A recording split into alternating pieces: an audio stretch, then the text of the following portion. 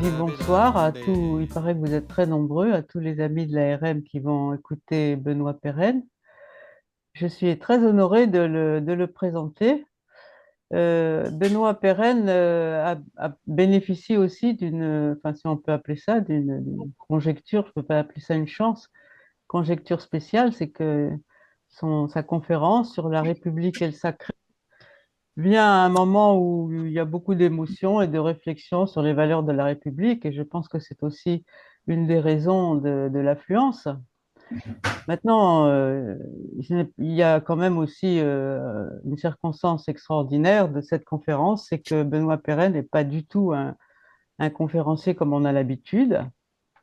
C'est un artiste, enfin vous le savez, c'est pas un universitaire, c'est un poète, c'est quelqu'un qui compose, écrit la musique, c'est un musicien, c'est un poète musicien, et il vous le dira lui-même comment il a rencontré René Girard.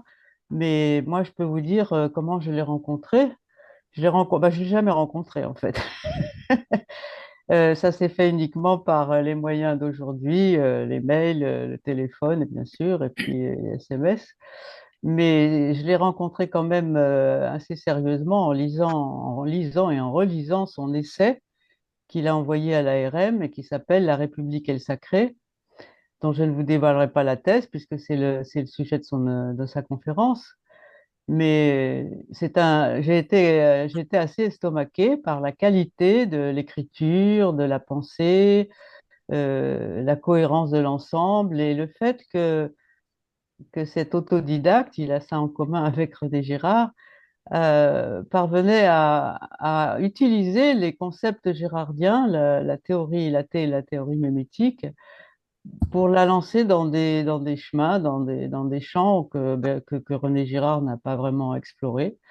Et, et donc, c'est beaucoup mon admiration qui fait que j'ai l'honneur de le présenter.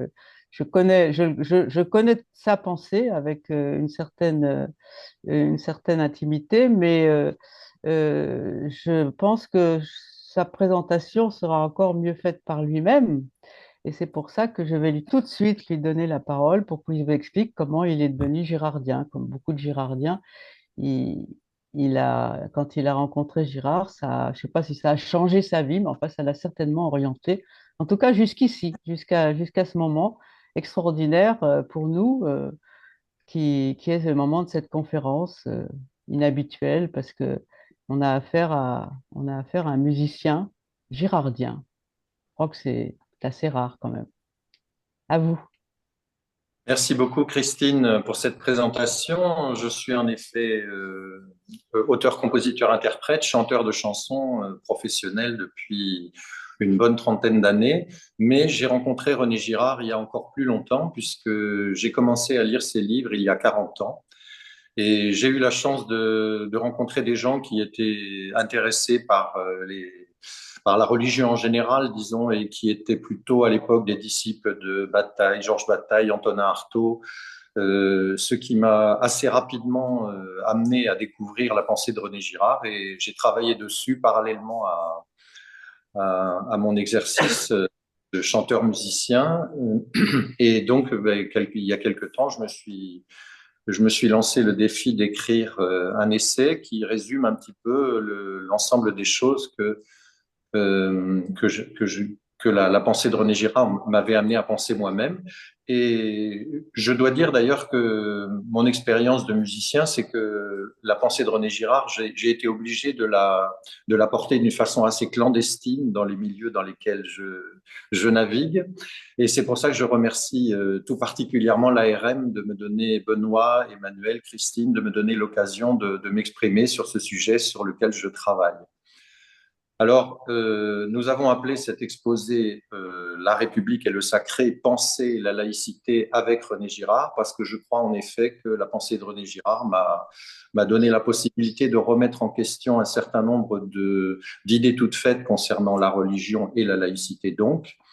Et je vais essayer de résumer, alors là je serai obligatoirement caricatural parce que ce n'est pas le sujet d'aujourd'hui, je vais essayer de résumer rapidement ces idées toutes faites que je pense pouvoir remettre en question à l'aide de la théorie de René Girard. Donc, le monde se diviserait entre croyants et non-croyants. Les religions seraient des attachements irrationnels à des options sur la vérité qui amèneraient nécessairement les croyants à se déchirer au sujet de cette vérité. Donc, les religions engendreraient par nature, on peut dire, la violence.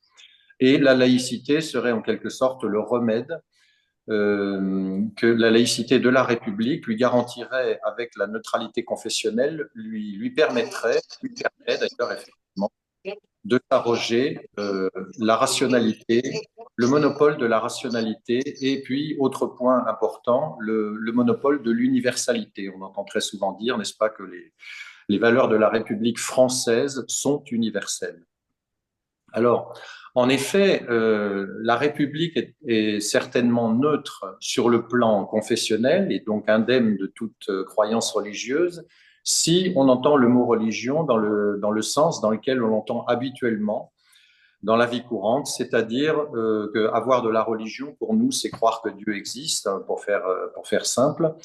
Et donc, essentiellement, nous, quand on pense religion monothéiste.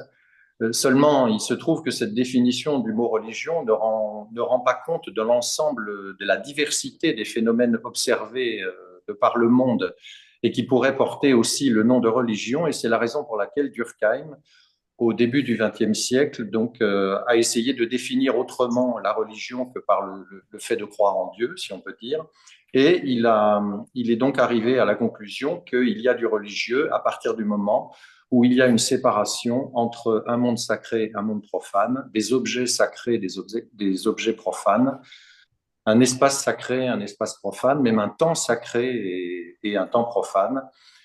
Et donc, l'objet de mon exposé, c'est d'essayer de montrer comment la République est bien, elle aussi, fondée sur une séparation sacré-profane, comment le processus de sécularisation dont nous sommes les héritiers, les lointains héritiers, on pourrait dire, puisqu'il a commencé il y a de nombreux siècles, consiste pour ma part essentiellement dans l'oubli, volontaire ou non, conscient ou non, de la barrière sacré-profane et de son rôle fondateur. Et donc, je terminerai en essayant de montrer les conséquences que ces remarques peuvent avoir sur les vertus qu'on attribue habituellement à la laïcité de la République. Alors, comme vous le savez, la République, ça vient du latin res publica, c'est-à-dire c'est donc la chose publique. Et la chose publique, ça signifie qu'elle appartient à tout le monde. Mais on peut mener un peu plus loin la réflexion et observer que pour qu'elle puisse continuer à appartenir à tout le monde, il faut aussi nécessairement qu'elle ne soit pas disponible pour l'appropriation privée. Et donc, en même temps qu'elle appartient à tout le monde, elle est aussi interdite à tous. Et alors, cette caractéristique de la République, cette structure fondamentale de la République, je me propose de la représenter à l'aide d'un schéma tout simple, qui est que la chose publique, donc, je l'appelle X, puisque c'est une chose, on n'a pas besoin de la définir davantage. Elle est interdite d'appropriation, donc je mets sous X une barrière, et je représente les nombreux citoyens qui s'interdisent de toucher à cette barrière. Vous savez que le pluriel commence avec deux personnes, donc je me permettrai de résumer les très nombreux citoyens, la multiplicité des citoyens à l'aide de ces deux Y qui s'interdisent de toucher à la chose publique qui est X.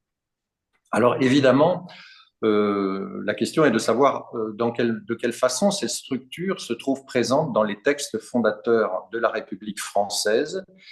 Et le premier texte fondateur de la République française, celui qui a été rédigé par l'Assemblée constituante de 1789 et qui s'appelle la Déclaration des droits de l'homme et du citoyen, qui est toujours en vigueur aujourd'hui puisqu'elle fait partie du corpus fondateur de la République aujourd'hui, commence par ces mots. Les représentants du peuple français, constitués en Assemblée nationale, ont résolu d'exposer dans une déclaration solennelle les droits naturels, inaliénables et sacrés de l'homme, afin que cette déclaration, constamment présente à tous les membres du corps social, leur rappelle sans cesse leurs droits et leurs devoirs. Donc, on peut observer déjà que les droits et les devoirs sont inséparables, que les droits sont sacrés, donc on peut en déduire que probablement les devoirs aussi le sont. Et parmi ces droits, le tout premier, donc, c'est que les hommes naissent et demeurent libres et égaux en droit. Pardon. Si les hommes naissent et demeurent libres et égaux en droit, cela signifie que quelque chose précède le contrat social qu'ils vont éventuellement signer. On est dans l'héritage de la philosophie des Lumières avec sa théorie du contrat social. Et donc, on s'aperçoit tout de suite, c'est l'article 1, que les hommes naissent avec une dignité qui ne devra pas être remise en question par le contrat social, qui précède le contrat social. L'article 3 nous dit que le principe de toute souveraineté réside essentiellement dans la nation. Donc, par rapport à mon schéma de tout à l'heure, la nation, c'est le nom que porte X à ce moment-là. Et nul corps, nul individu ne peut exercer d'autorité qui n'en émane expressément. Donc, ce qui veut dire que les Y, s'ils disposent d'une autorité, ils la reçoivent de X et qu'ils ne peuvent en aucun cas se l'approprier sans cette dépendance à l'égard de X. Autre point tout à fait décisif par rapport à mon objet d'aujourd'hui et par rapport au fait de lire ces textes fondateurs de la République à l'aide de la théorie de René Girard, c'est que l'article 12 nous dit que la garantie des droits de l'homme et du citoyen nécessite une force publique. Cette force est donc instituée pour l'avantage de tous et non pour l'utilité particulière de ceux auxquels elle est confiée. Alors, la force publique est nommée de cette façon, mais Max Weber, un peu plus tard, l'a nommé le fait que l'État est détenteur du monopole de la violence légitime. Et on pourrait dire, puisque l'article 12 dit que cette force publique s'avère être une nécessité pour la République, on peut dire que le monopole de la violence légitime réservée à l'État, c'est en quelque sorte un état de fait que l'on constate, quoi qu'on en pense. Il est impossible d'en discuter, c'est une nécessité, puisque la violence légitime ne peut pas appartenir à tous les citoyens. Alors, on retrouve évidemment ces principes fondateurs dans la Constitution de la Ve République, celle dans laquelle nous vivons aujourd'hui, qui date d'octobre 1958. Et les choses sont exprimées un peu différemment. Son principe est gouvernement du peuple, par le peuple et pour le peuple. La souveraineté nationale appartient au peuple. Aucune section du peuple ni aucun individu ne peut s'en attribuer l'exercice.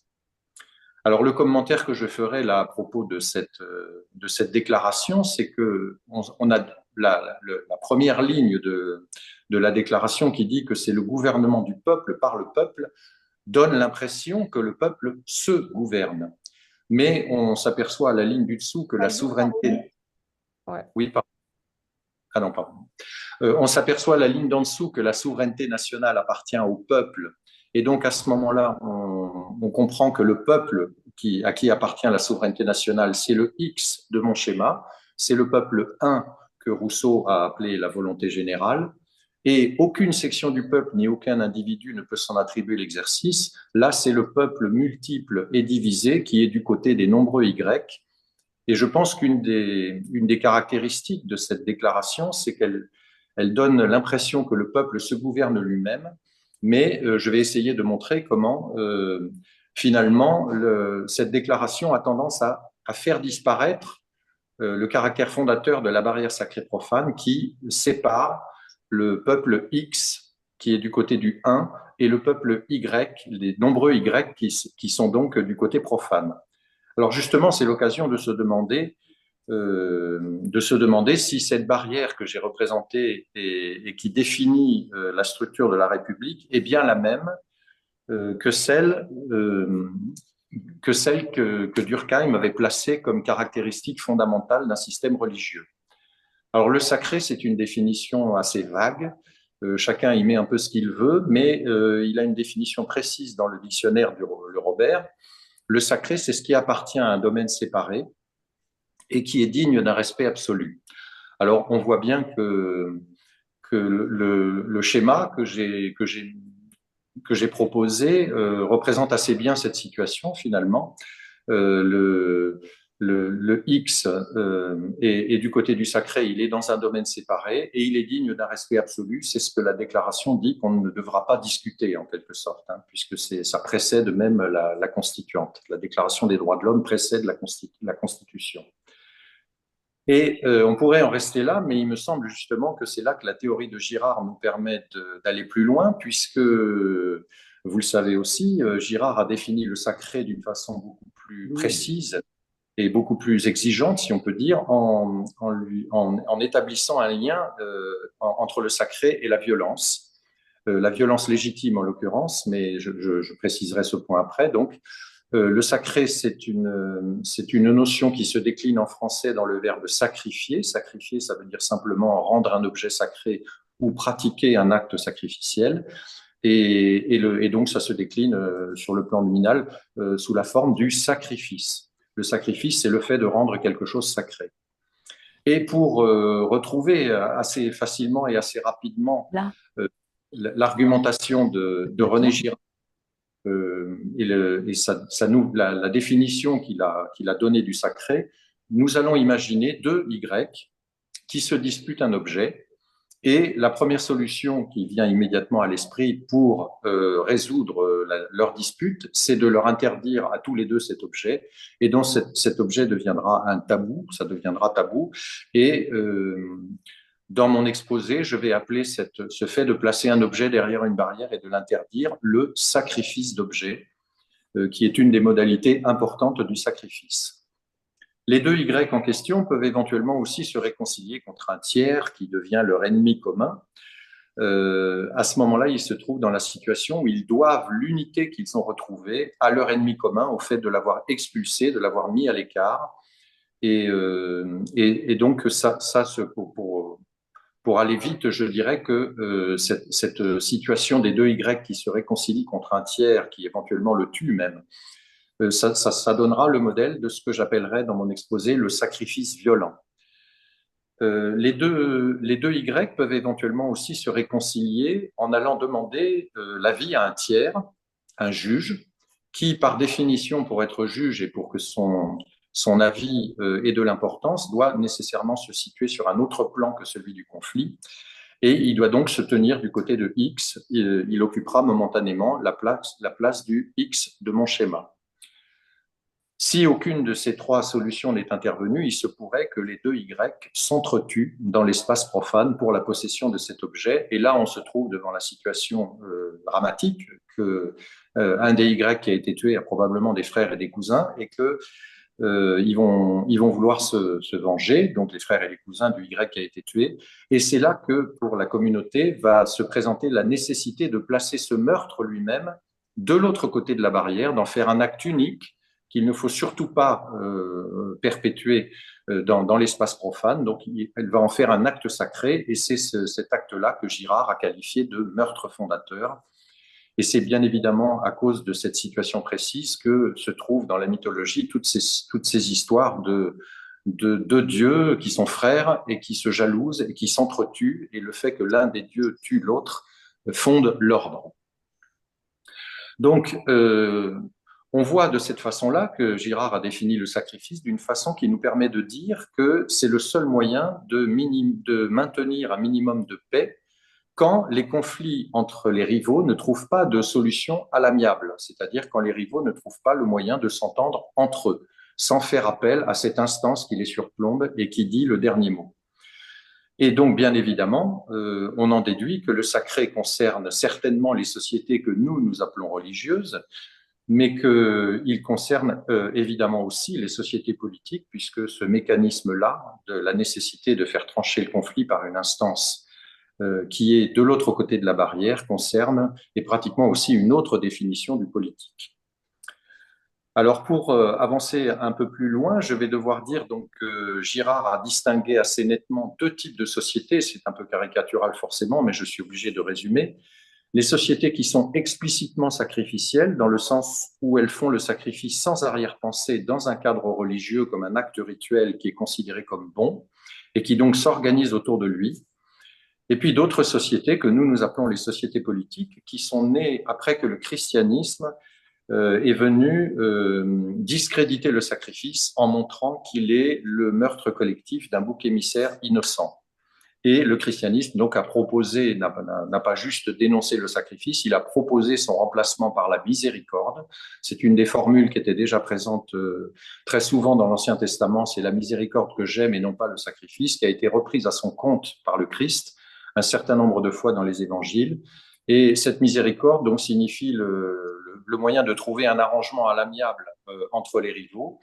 Et bien évidemment aussi donc, qui signifie le renoncement explicite à la violence légitime.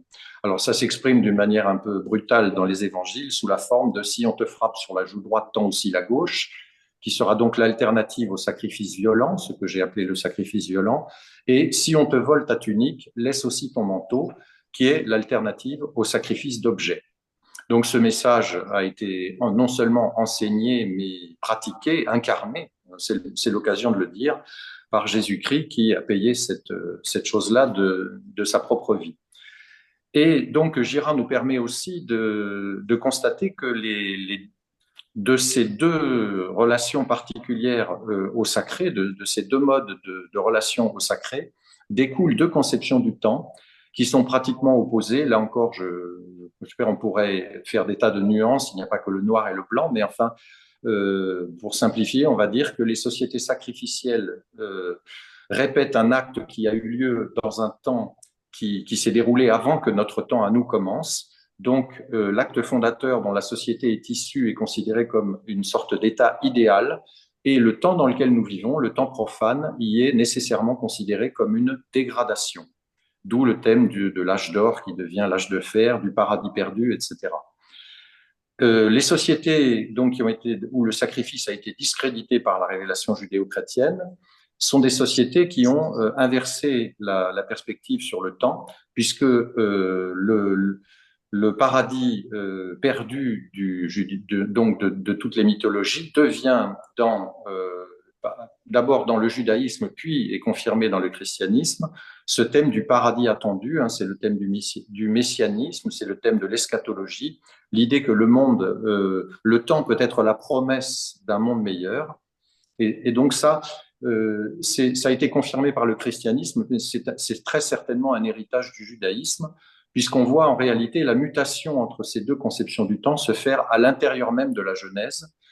Les chapitres 2 et 3 de la Genèse font bien mention de ce paradis qui a été perdu du temps, qui est le résultat d'une chute et qui rend compte de notre situation actuelle, qui est une situation dégradée, alors que le chapitre 1 de la Genèse envisage le temps exactement d'une façon inverse, puisque au départ, il y a un tohu-bohu, un pas grand-chose, un désordre. Des choses apparaissent successivement, donc il y a création progressive. Ces choses sont considérées comme bonnes, c'est ce qui est tout à fait le contraire de la mentalité conservatrice des sociétés sacrificielles. Ce qui apparaît de nouveau peut être bon. Et puis le dernier jour, le septième jour, donc qui est le chiffre 7 est synonyme d'achèvement dans la symbolique du judaïsme. Le septième jour, le monde, Dieu voit l'œuvre qu'il a créée et le monde est très bon. Et donc l'état idéal n'est plus perdu au début, il est attendu à la fin. Et donc, ce qui est intéressant, c'est que les chapitres 2 et 3 de la Genèse ont conservé mémoire de ce temps où l'humanité a vécu dans la nostalgie d'un paradis perdu. Alors, cette remise en question du sens du temps s'accompagne, je l'ai dit tout à l'heure, d'une remise en question aussi du caractère indépassable de la barrière sacrée profane, puisque le dogme de l'incarnation, c'est un dogme qui remet en question finalement le caractère indépassable de la barrière sacrée profane, puisque selon la théologie chrétienne, le Christ est à la fois vrai homme et vrai Dieu, donc il est une sorte de pont permanent entre ces deux pôles, ce qui ne va pas bien évidemment sans le fait logique, parfaitement logique, de renoncer à la violence légitime qui est la caractéristique de cette séparation. Alors, les sociétés politiques, les sociétés dans lesquelles nous vivons, n'ont pas renoncé, c'est le moins qu'on puisse dire, au dogme de la violence légitime. Elles restent tributaires du mécanisme sacrificiel qui se perpétue sous d'autres formes, des formes qui sont en quelque sorte atténuées et en dehors du cadre officiellement religieux. Et donc, c'est ce qui les amène à se prétendre sécularisés, Une société sécularisée, c'est ce que je vais essayer de montrer maintenant, c'est mon deuxième point. Une société sécularisée, c'est une société dans laquelle on essaye de dissimuler le caractère fondateur et permanent de la barrière sacrée-profane qui sépare ces deux qualités de violence. Alors, cette sécularisation, je la vois à l'œuvre, je ne suis de loin pas le premier à la voir à l'œuvre, mais évidemment dès la naissance de la philosophie, puisque la philosophie commence à traduire les données mythologiques en langage conceptuel. Et donc, le thème de l'âge d'or, par exemple, qui est encore présent dans la théogonie d'Hésiode, dans la philosophie de Platon, ça va devenir le un primordial, le un bien.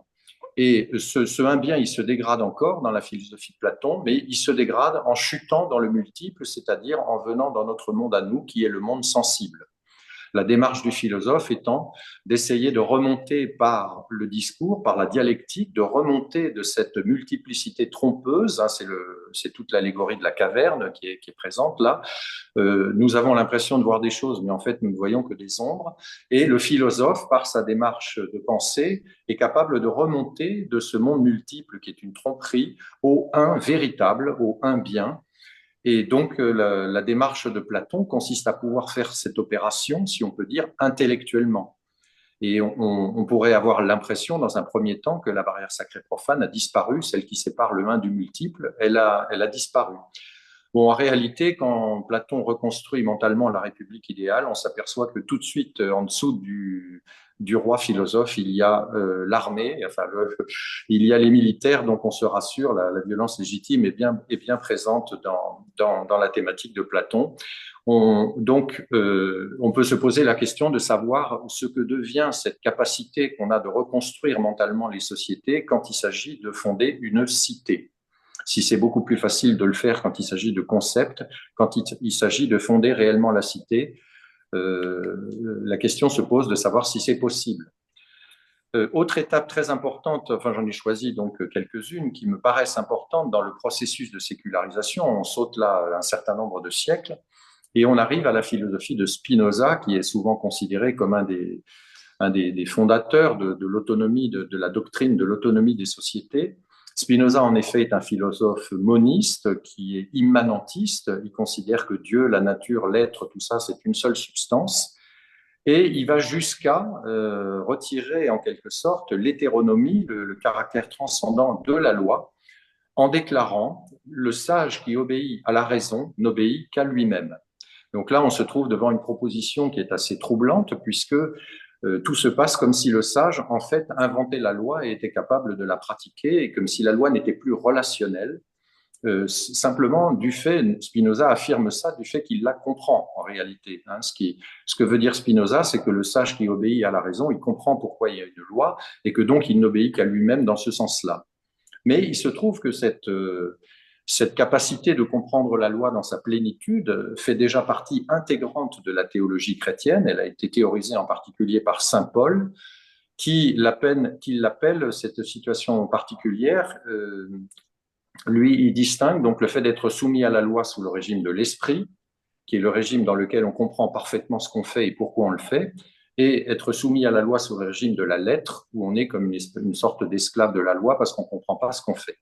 Et donc, cette situation que Spinoza décrit comme étant le propre du sage qui n'obéit qu'à lui-même, la théologie chrétienne avait maintenu, si on peut dire, le caractère essentiellement relationnel de la loi, puisque, en effet, donc, vous le savez, quand la loi dit, par exemple, « tu ne tueras pas », on entend dans le « tu ne tueras pas » qu'il y a deux personnes. Il y a une personne qui commande à une autre de ne pas tuer, et donc la loi est relationnelle, si on peut dire, par définition. Et bon, alors la théologie chrétienne a utilisé le langage symbolique du Père et du Fils hein, pour copier ce qui se passe quand un père donne l'exemple à son fils. C'est très exactement comme ça que la théologie chrétienne a défini la personne du Père et la personne du Fils.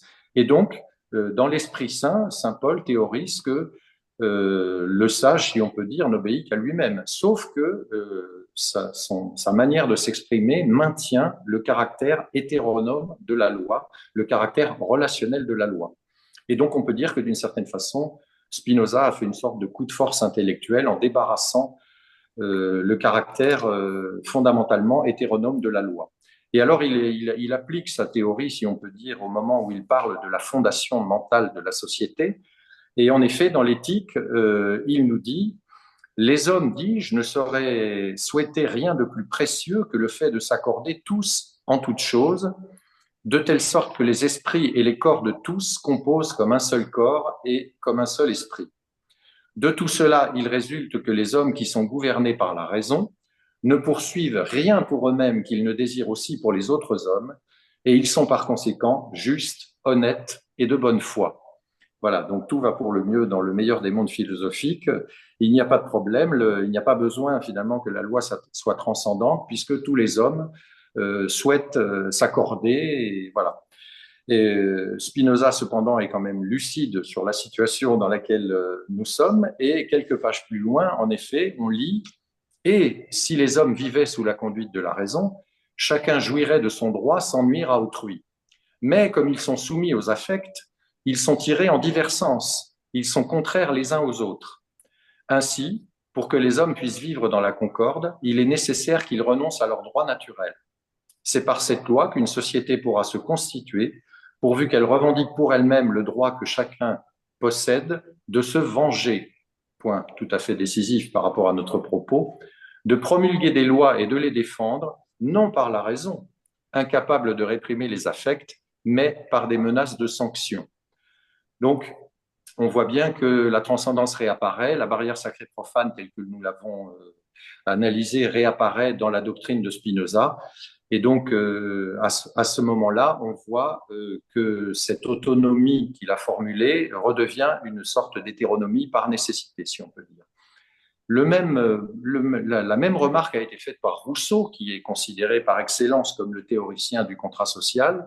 Et Rousseau, dans le texte même du contrat social, nous dit « Pour qu'un peuple naissant pût goûter les saines maximes de la politique et suivre les règles fondamentales de la raison d'État, il faudrait que l'effet pût devenir cause, que l'esprit social qui doit être l'ouvrage de l'institution présidât à l'institution même, et que les hommes fussent, avant les lois, ce qu'ils doivent devenir par elles. » Donc Rousseau sait très bien, en quelque sorte, que le contrat social, au mieux, est une sorte de rationalisation a posteriori du fait de vivre en société, et que quelque chose le précède, puisqu'il nous dit, pour que le contrat social soit signé, il aurait fallu, soit signé spontanément comme fondation de la société, il aurait fallu que les hommes soient, avant les lois, ce qu'ils doivent devenir par elles. Et donc, je l'ai dit en introduction, j'avance vite à travers les siècles, on retrouve cet escamotage de la barrière sacrée profane dans la constitution de la Ve République, quand elle affirme que nous avons droit, le principe fondamental de la République, c'est le gouvernement du peuple par le peuple. Et là, nous sommes en quelque sorte à un terme avancé du processus de sécularisation. Alors évidemment, cette promesse que je prétends un peu dire qui est une fausse promesse de la République, le fait de faire croire au peuple qu'il se gouverne lui-même, a un certain nombre de conséquences directement palpables dans la société d'aujourd'hui, puisque finalement toute représentation semble fatalement une trahison. On en revient sans cesse à l'idée que les gens qui sont au pouvoir sont séparés du peuple. Mais d'après ce que nous avons lu dans le texte fondateur, même dans la Déclaration des droits de l'homme, c'est par définition que le pouvoir est séparé du peuple. Et même si les politiciens n'étaient en aucun cas corrompus, même s'ils avaient les meilleures intentions du monde, ce qu'ils vont incarner à un moment donné, c'est la volonté générale, c'est-à-dire le peuple un qui gouverne, et ce peuple un restera définitivement distinct du peuple multiple qui peut éventuellement se manifester son opinion dans la rue. Et d'ailleurs, pendant la crise des Gilets jaunes, j'ai eu l'occasion de voir quelqu'un qui circulait donc avec la banderole suivante « Je suis le peuple ». Donc je pense que là, il y a une sorte de difficulté. Si le citoyen qui est dans la rue pense qu'il est le peuple, il a pris à la lettre cette affirmation de la Ve République selon laquelle le peuple gouverne, en fait. Et donc, il faut bien revenir, à mon avis, il est nécessaire de revenir à l'idée que le peuple souverain est bien le peuple un qui est du côté de X et que le peuple multiple et divisé et du côté des Y, il est du côté du profane, pour utiliser ce langage, et c'est ce qui lui donne constamment le sentiment de ne pas être entendu. Alors, je l'ai dit, malgré ce processus de sécularisation, les deux formes essentielles de sacrifice que j'ai choisi de distinguer, qui sont le sacrifice d'objet et le sacrifice violent, se perpétuent sous d'autres formes. Le sacrifice violent est devenu la guerre, puisque la guerre, c'est un temps d'une qualité différente du temps profane, puisque le temps de paix, qui est caractérisé par l'interdiction du meurtre, le meurtre qui est interdit, chaque citoyen a droit à la sécurité.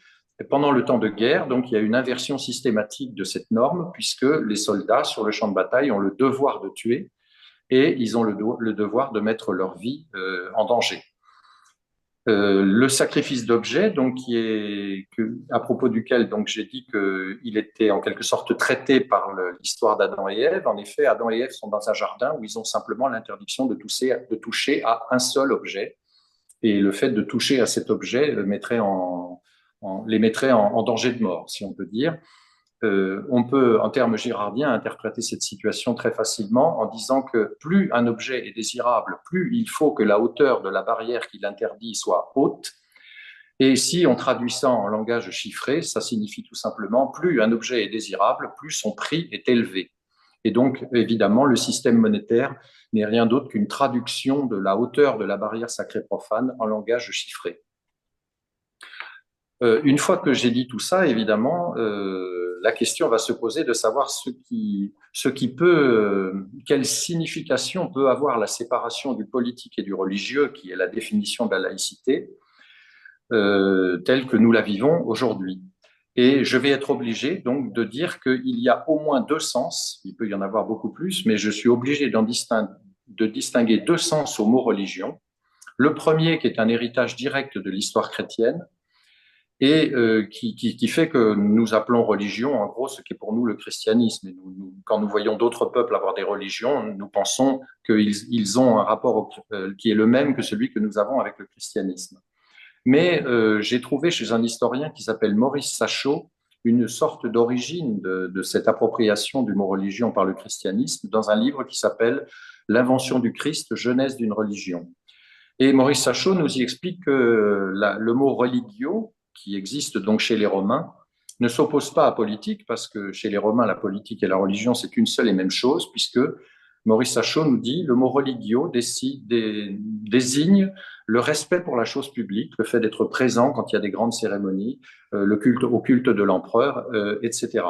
Donc, c'est ce qu'on appellerait aujourd'hui le sens civique. Avoir de la religio dans l'Empire romain, c'est ce qu'on appellerait, nous, avoir le sens civique.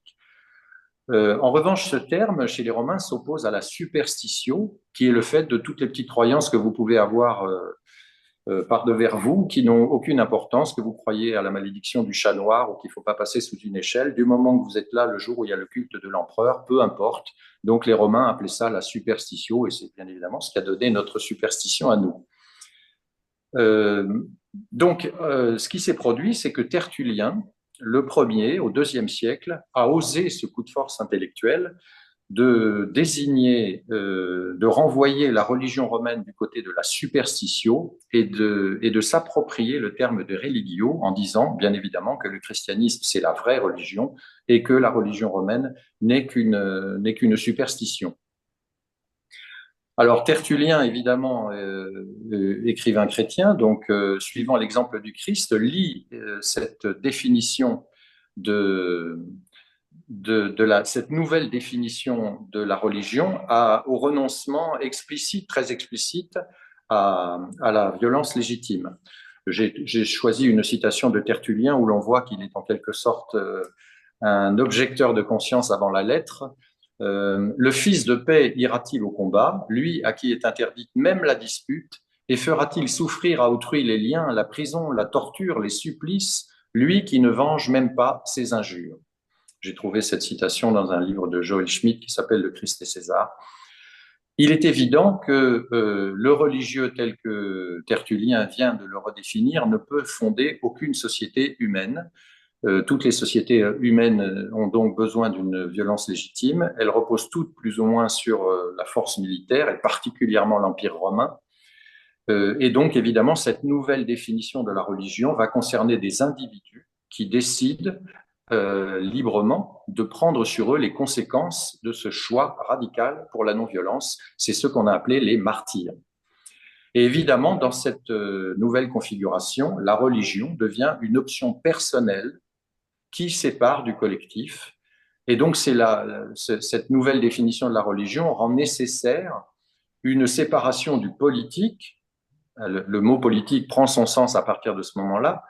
Le politique conserve, lui, le monopole de la violence légitime, et un nouveau religieux qui est apparu, qui s'en distingue, va renoncer, lui, très explicitement, suivant le modèle de son fondateur, au dogme. Alors, cette laïcité, qui n'existe pas en tant qu'elle puisse être théorisée, a été vécue effectivement dans les premiers siècles du christianisme, puisque le christianisme a été vécu comme clandestinement, on peut dire, au milieu de l'Empire romain, et que donc, quand d'aventure un chrétien se mettait à remettre en question, par exemple, le culte de l'empereur, ça pouvait déboucher sur un certain nombre de persécutions. C'est-à-dire que le christianisme, en fait, n'était pas tout à fait une superstition comme les autres, puisqu'il pouvait remettre en question le culte qui est dû à l'empereur. Alors, bon, vous connaissez l'histoire, Constantin se convertit au christianisme. Peu de temps après, Théodose fait du christianisme la religion officielle de l'Empire romain. Et donc, saint Augustin prend acte en quelque sorte de cette nouvelle situation et il écrit La Cité de Dieu pour expliquer que il ne faut pas se fier aux apparences. Si les deux cités, celle qu'il appelle la cité céleste, la cité de Dieu, et la cité terrestre, c'est-à-dire l'Empire romain, sont apparemment mélangées, ils reposent toujours sur deux principes tout à fait incompatibles. Et donc, saint Augustin explique qu'en termes tout à fait girardiens, étonnamment, donc la cité terrestre est fondée sur le meurtre fondateur et que la cité céleste, elle, est fondée sur l'amour. Et donc, la citation que j'ai extraite de la Cité de Dieu, c'est « Donc le premier fondateur d'une cité terrestre fut un fratricide. En effet, vaincu par la jalousie, il tua son frère, citoyen de la cité éternelle, la cité de Dieu, donc, étranger sur notre terre. On ne doit donc pas s'étonner si, longtemps après, lors de la fondation de la cité terrestre dont nous parlons, il parle de l'Empire romain, se soit reproduite une sorte d'image répétant ce premier exemple. Rome fut fondée au moment où Rémus fut assassiné par son frère Romulus, ainsi que l'atteste l'histoire romaine, mais dans ce cas, les deux frères étaient citoyens de la cité terrestre. Alors donc, on voit que le politique et le religieux ont été mélangés par cette situation particulière, cette situation historique, mais qu'un penseur chrétien comme saint Augustin maintient, lui, mentalement au moins, la distinction très claire entre ces deux cités, qui sont apparemment mélangés, mais qui sont appuyés sur des principes radicalement différents.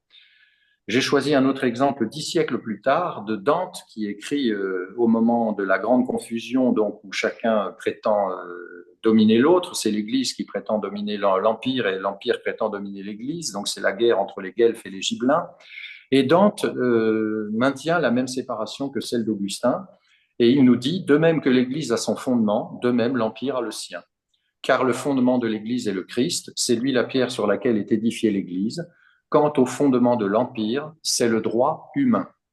De tout cela, on recueille l'assurance que la vertu de fonder en autorité ce royaume terrestre est contre la nature de l'Église. On voit donc assez clairement que ce que nous appelons comme une évidence et comme une conquête sur le christianisme, ce que nous appelons la séparation du politique et du religieux, découle en réalité très directement de cette première appropriation du mot religion par le christianisme. Et c'est donc cette nouvelle situation, cette nouvelle définition du religieux qui a rendu obligatoire de distinguer le religieux tel que Durkheim l'avait défini et tel que nous l'avons explicité à l'aide de la théorie de René Girard en deux branches désormais bien distinctes, les communautés politiques, qui ne s'appellent plus religieuses, donc, par définition, qui disposent de la violence légitime pour se maintenir, et une communauté religieuse au départ, en tout cas. Bon, maintenant, elle s'est morcelée, mais au départ, c'est une communauté religieuse, au nouveau sens du mot, au sens que Tertullien a réussi à imposer, qui a vocation à l'universalité et qui est explicitement fondée sur la renonciation à la violence Le fait est déjà présent dans les évangiles, puisque le Christ définit sa royauté très précisément comme celle qui renonce à l'usage de la force armée. Il ne distingue pas sa royauté parce qu'elle serait spirituelle alors que l'autre serait temporelle. Il nous dit dans l'évangile de Jean, si ma royauté était de ce monde, mes gardes auraient combattu pour que je ne sois pas livré aux Juifs. Donc c'est explicitement la différence de qualité entre ces deux royautés tient au renoncement à l'usage de la force armée. Bien évidemment, donc le mélange du politique et du religieux, qui est l'histoire de tout le Moyen Âge, a occasionné des guerres que nous appelons des guerres de religion, qui en réalité ont très probablement été tout autant politiques que religieuses. La plupart des historiens s'entendent sur ce point. Et quand éventuellement elles ont été des disputes religieuses, de nature religieuse, c'est-à-dire sur la doctrine de la foi, elles ont bien évidemment été des doctrines sur l'interprétation qu'on doit donner à l'universel. Puisque la religion chrétienne donc s'est fixée comme objectif de rassembler la totalité de l'humanité autour d'un symbole unique, le Christ, et donc cette situation historique précise a embrigadé le Christ dans les querelles humaines, et donc on est en quelque sorte revenu à notre point de départ, c'est-à-dire en quoi pardon. Oui, je reviens à mon point de départ pour poser maintenant la question, est-ce que la République peut bien, comme elle le prétend, prétendre contre la doctrine de la foi, prétendre à l'universel, hein, en quelque sorte, elle s'est appropriée cette universalité qui était le propre de la doctrine chrétienne dès le départ, et peut-elle s'approprier aussi une sorte de monopole de la rationalité et du choix libre? Je pense donc que historiquement, la laïcité bénéficie d'une sorte d'illusion d'optique, parce que les hommes se sont battus pour s'approprier ou pour imposer le symbole unique. La laïcité apparaît aujourd'hui, la laïcité de la République apparaît aujourd'hui comme un point de vue beaucoup plus universel que le point de vue monothéiste. En réalité, nous l'avons vu dès les textes fondateurs de la République donne la souveraineté à la nation, elle énonce des droits qui sont ceux de ses ressortissants, et elle renonce par définition, si on peut dire, à l'ambition de faire partager un symbole unique à toute l'humanité.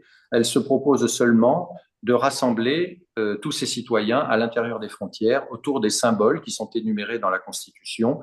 Vous les connaissez, la Marseillaise comme hymne national, le drapeau français et puis la devise liberté, égalité, fraternité. Donc de ce point de vue, il apparaît très clairement que, contrairement à ce que j'entends dire très très souvent, la laïcité est bel et bien un renoncement au projet de fonder une communauté universelle. Et d'ailleurs, je rappelle pour mémoire que Église catholique, c'est un terme qui, c'est un ensemble de mots qui en grec signifie tout simplement la communauté universelle.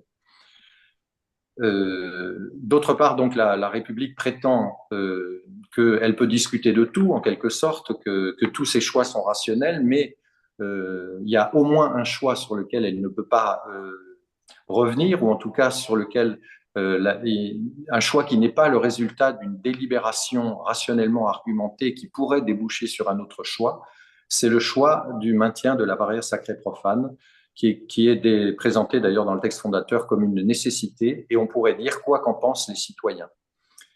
Donc, il m'apparaît que cette nécessité était la même dans le contexte des religions sacrificielles, et donc c'était un peu pour l'instant, je vais en rester là. Je pense que la sécularisation a surtout consisté en un changement de terme, un changement de terminologie, c'est-à-dire que le feu du ciel est passé des mains de Zeus à celles de l'État. Je vous remercie de votre attention. C'est notre lutte qui sera finale, notre victoire. C'est notre guerre qui sera la dernière. Chacun répète le mythe rival pour y faire croire. Et les vautours tournent autour de la terre, parce que le sang appelle le sang. C'est comme ça depuis la nuit des temps. Si à deviner c'est un jeu d'enfant, ça n'intéresse pas les savants, parce que le sang appelle le sang. c'est comme ça depuis la nuit des temps. S'il y a deviner, c'est un jeu d'enfant. Ça n'intéresse pas les savants,